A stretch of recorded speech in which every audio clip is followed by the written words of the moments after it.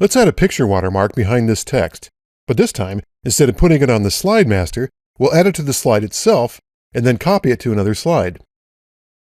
Keep in mind that if you want the watermark on more than just a few slides, it makes more sense to use the slide master because it saves you from having to manually copy the watermark. Go to the Insert tab, click Shapes, and select a rectangle. Then draw it on the slide.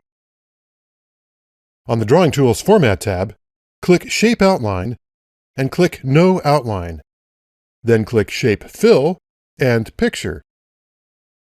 Browse for the picture you want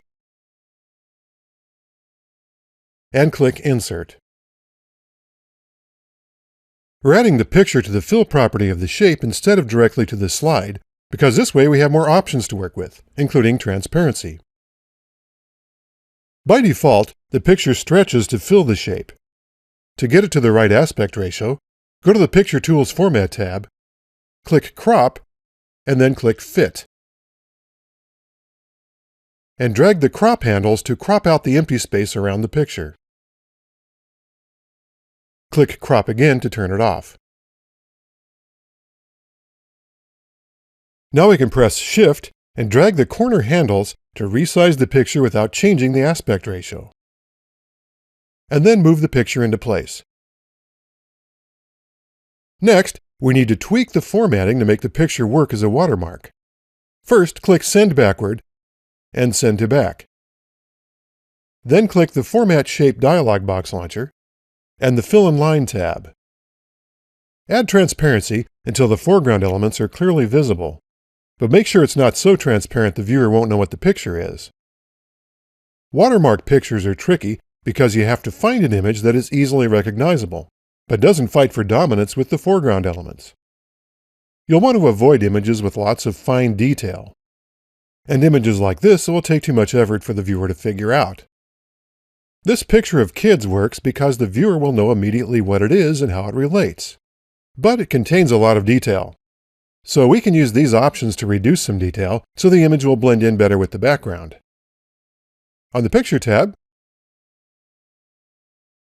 you can try brightness and contrast, and color options like saturation and recolor. Also try using sharpness to remove detail.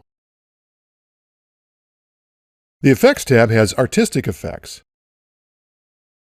For this picture, let's add the line drawing effect and increase the pencil size. Click away from the picture to get a better idea of how everything looks without the selection border. If you find you can't select the picture again because it's behind other objects, go to the Home tab, click Select, and open the selection pane. Now you can select the picture by clicking it in the list. So once you're happy with the watermark, you can save it as a picture and insert it in other slides.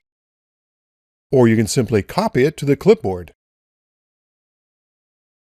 Move to another slide, and then paste it. Right-click the picture and send it to the back layer. Now let's say we decide we want to change the look of our presentation by going to the Design tab and applying a theme, like Ion, for example. As you can see, your choice of watermark picture depends greatly on the design you choose for your slides. In this case, all we need to do is adjust the picture settings to help it blend in with the design. But you may need to find a new picture. Also, since we didn't use the Slide Master, we'll need to copy the finished picture to the other slides manually.